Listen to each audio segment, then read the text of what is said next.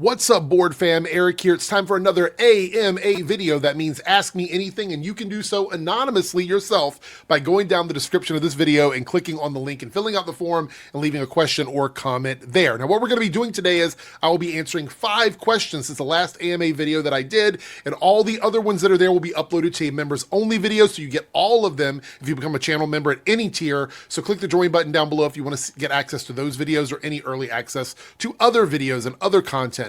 With that being said, let's go ahead and jump into some of your questions. Here we go. All right, first up, any plans on when you will debate these grifters? These chuds need to be shamed. A lot of them don't want to debate.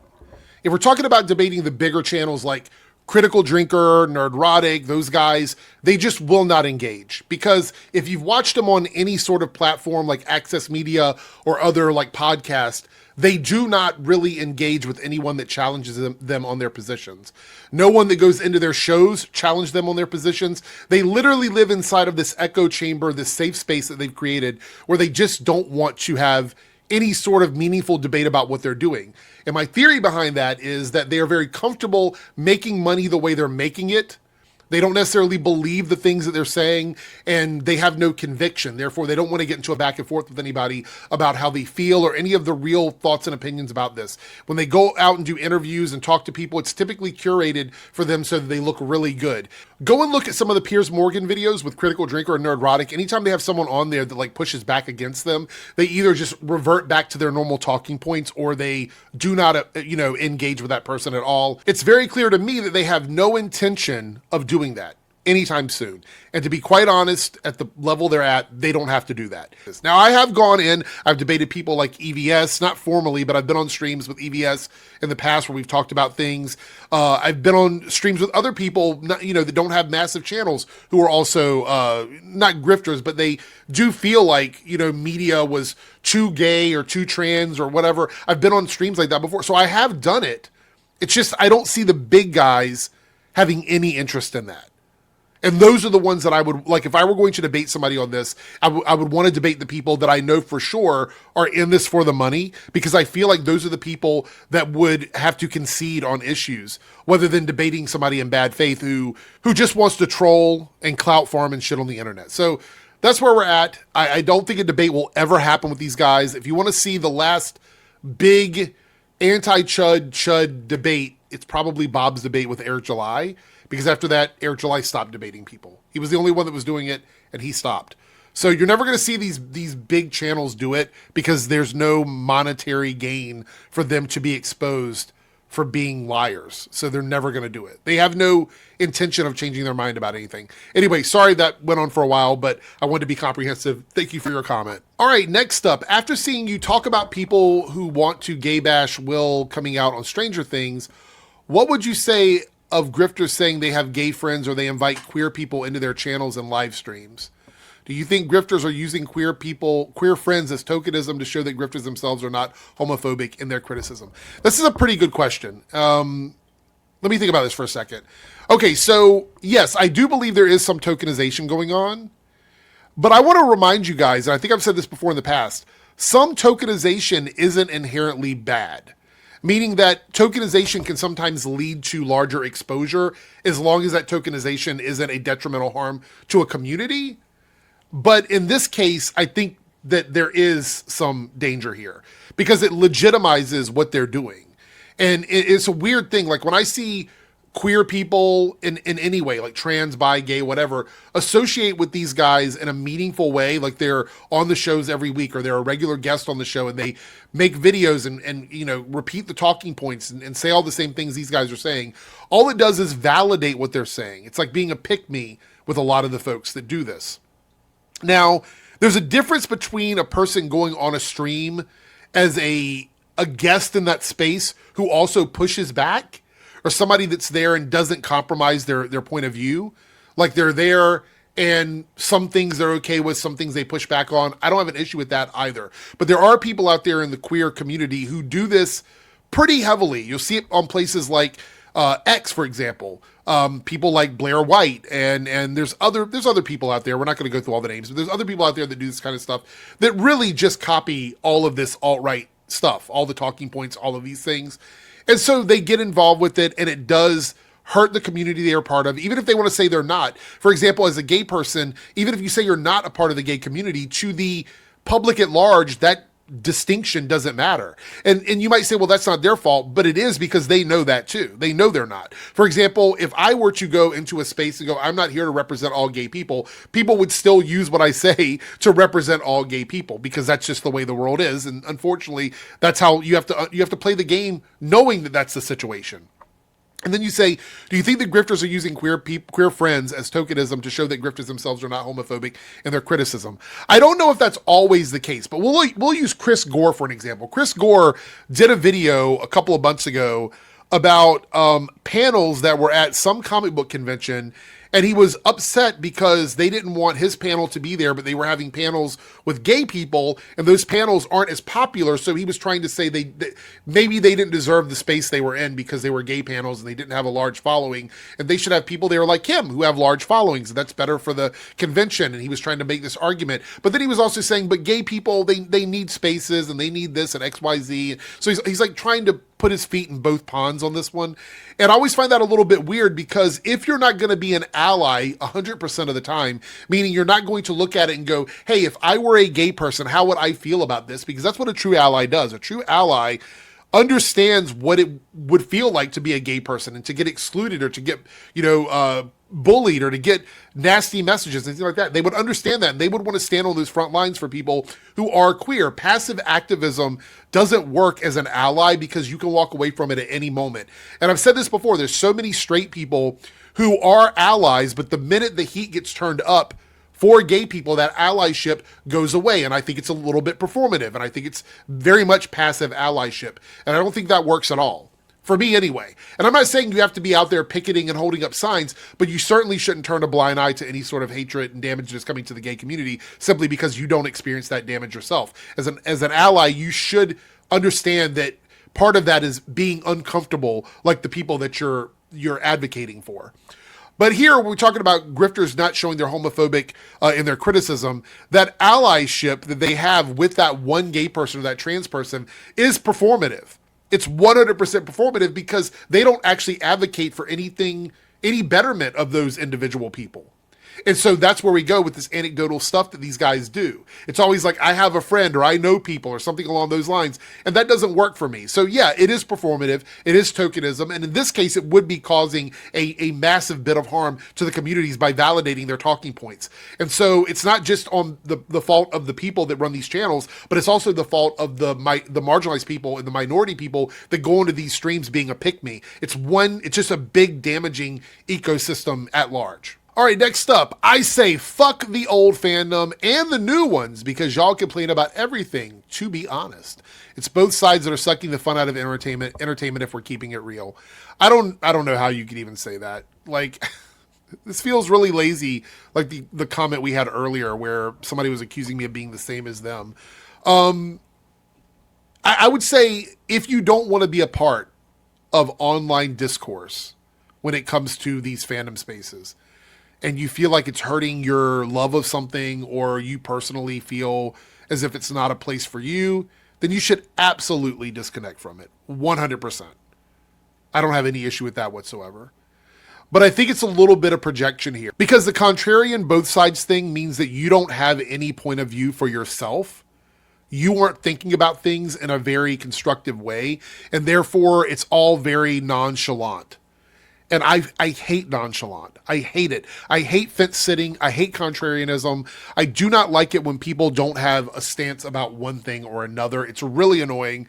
And even when I go, I have feelings on both sides. Eventually I do land on something that I'm very convicted about. Because if you don't stand for something, you will fall for anything. All right, next up, hello, Eric. This is a very genuine question. So I have friends who are part of the LGBTQIA plus community. Most of them are not that offended when it comes to pronouns, while there are others who are.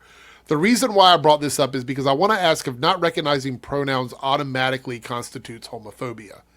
I have full support for the community when it comes to rights and their own dignity, same-sex marriage, having their own families, and falling in love regardless of sexuality. So I mean, like it sounds here like all the big topics you're cool with. So this is why I'm confused about the next thing that's going to be here in this statement. But does not supporting pronouns still make me a bad person? Appreciate your thoughts in advance. Thanks. Pronouns are probably the easiest thing to support. That's why I'm so baffled by this comment. Supporting someone's pronouns, simply calling them by the pronouns that they either prefer or that they use, is the easiest bit of allyship you can perform. It's the easiest one. Because what you're doing is you're just including them in a way that makes them feel like you see them for who they are.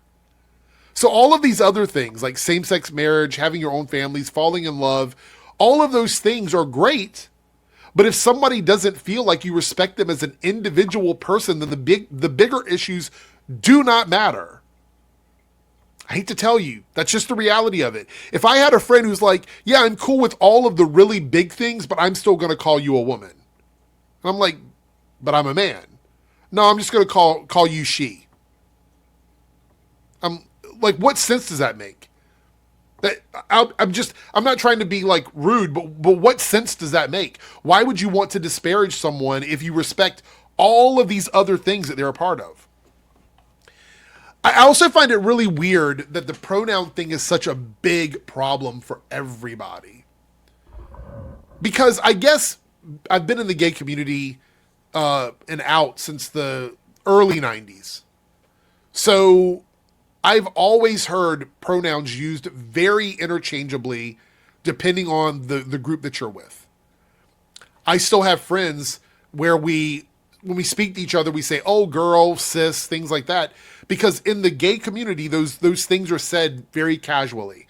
But when we're talking to somebody directly, like a person that we're referring to, I try my best. I'm not always perfect at it, but I try my best to make sure that I'm using the pronouns that make them feel respected as an individual. And that's really what it's about for me. Because if you think about it, the only people out there that purposely use the wrong pronoun when they're talking about somebody, they do it because they want an emotional response, or they want that person to feel less than. I'm not saying that you're doing that. I'm saying when we see it weaponized in that way, when we see people using it that way, they're doing it in a way to try and demean somebody else or make them feel like they're not valid in themselves. And I'm not going to try and armchair diagnose you here, but I think it's a little weird when somebody doesn't want to give that validation. Is there something in your own personal life that you feel like is being invalidated by other people, and maybe you haven't spoken up about it, maybe you haven't made it clear, maybe you don't want to do that for those other people because you feel like there's something, and I'm not talking about pronouns here, I'm just saying in general, maybe there's something about you that's not apparent to the world, and you're not ready to share that to the world, and so you disparage other people who are coming out of that shell, coming out of that cocoon, and sharing these things with the world. I want to applaud you for a portion of this. I'm glad that you're a huge supporter of all of those things. Those are amazing. But I would like for you to reconsider your stance on pronouns, because if you think that those bigger issues are that important, then I think you need to also think about something small, like just respecting someone's pronouns. It's such an easy thing to do. And I'll be honest with you, even if you said, well, I'm not sure about these bigger issues, I still need to think about them, but I still use the proper pronouns when I'm talking to people, that would be an easier thing to understand. The fact that you have such a much more progressive opinion about all of these other things, but somebody's pronouns is holding you back is a little strange, I'll have to admit. But thank you for your comment. I hope that I was able to answer your question. Let's move on to the next one. All right, one thing that interests me about the grifter channels is that in one breath they claim representation doesn't matter, and the very next breath they complain about lack of straight white male heroes in today's media. For my part, I'm happy to be alive at a time when heroes don't always have to look like John Wayne. Since I'm always looking for recommendations, which 3 SFF shows would you say have the most interesting female representation? I'll be honest, I'm not really sure what SFF is. Are you talking about science fiction and fantasy? I'm going to try and answer with science fiction and fantasy because I don't know if that's what you mean. And if you are the person that left this comment, I do apologize if that's the incorrect one. But let me just go through a few that I think have really cool female representation, or women as well. All right, so I think I have my 3. Okay, so we're going to go with Vikings, Russian Doll, and The Expanse. I think those are 3 very different types of shows that fit into that category. And I think they have some really strong women represented in those programs. And I would highly recommend all 3 of them. I think they're great. I think they're a lot of fun. And yeah, so that's that's what I would recommend. I think if I have your question figured out. But yes, I want to touch back on the first part of your comment here about representation. I've been saying this for a while. Yes, these guys do care about representation. It became very clear to me when they started talking about movies and TV shows that had less white people in it than black people, or less men than women. So they understand how important the representation and validation is. However, as someone who is part of that group in a way, as a white man, an older white man, I'm Gen X, I was born in the 70s. As somebody who is a part of that group, I don't need to see myself in everything anymore. I don't need to. I don't think it's important. I think it's more important to see a variety of people. I've seen so many shows within the last 10 or 15 years that allow me to see communities and groups of people from around the world in a different perspective. And that's the great thing about the way media has evolved, because there's so many outlets and so many ways to create TV shows and movies that allow us to take a peek into a world that we're not too familiar with. And this is the thing, is like we see these fantasy stories that are translated, and these sci-fi stories that are translated, and these superhero stories that are translated into media. And these are the things, these escapes that these guys want to get into. And they're okay with those fantasy worlds as long as they're the main characters. They don't want to watch movies or TV shows where they have to follow a character that doesn't remind them of themselves. And I think I'm not going to try and give them a pass on this, but I do think it's a little bit subconscious, because Hollywood for so long has pandered and catered to that demographic. So this is a problem that was created not only by Hollywood and the industry and culture, but it was also created in a way that made them feel like they were the main characters. And then when they pull that away from them because they see the world shifting, they can't deal with it. And it's like an addiction to something that's being, tugged away. But all it takes, and like, I'm somebody that, again, I see myself represented as a cisgender white guy. I see myself represented in so much stuff. I understood when I started seeing more diverse things that these are the worlds that we should be exploring. These are things we should be looking in on. These are things we should be, opening the door for. So yes, I think representation is extremely important for these guys. But the problem is they don't understand that it's also important for everybody else. They just want to say that it isn't, because they feel like the table only has a fixed amount of seats at it. And if you add more seats to the table for more people, they still think that they're losing seats, because those seats could also be for white guys. Instead of just going, these are extra seats for people who deserve to be here as well. So thank you for your comment and question. I appreciate it.